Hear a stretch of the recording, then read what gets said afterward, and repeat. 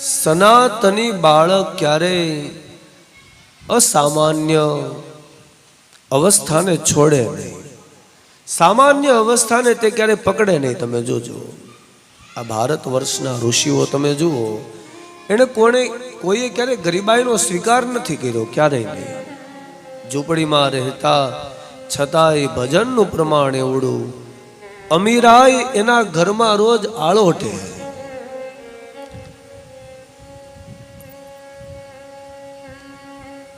સિદ્ધિઓ જેની દાસી થઈ જાય એવી ઋષિ મુનિઓ પાસે સાધના.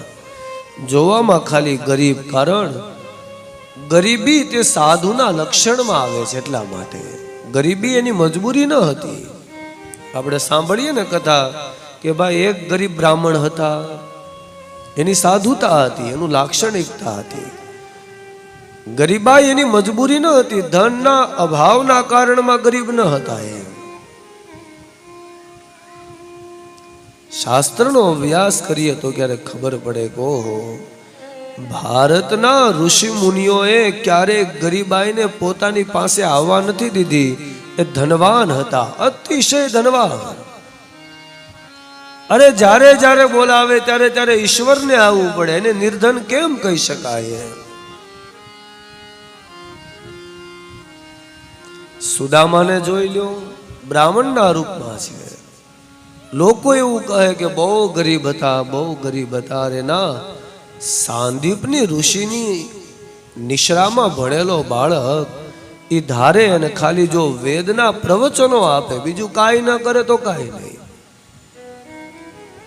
મજા આવે એટલું ધન કમાઈ શકે એવડી વ્યવસ્થા હતી એની પાસે.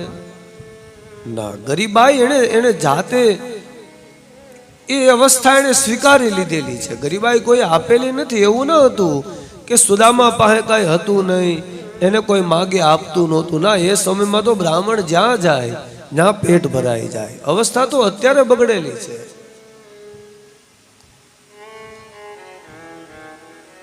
ભિક્ષુક આવી નથી શકતા, માણા આપી નથી શકતો. હજી આજથી 20 વર્ષ પહેલા ગામમાં સાધુ બ્રાહ્મણનું ખોવડું હોય, ખાલી એ જોડી ફેલાવીને ઉભો રહે, ત્યાં ખાવાની વ્યવસ્થા થઈ જાય. એ વ્યવસ્થા હતી.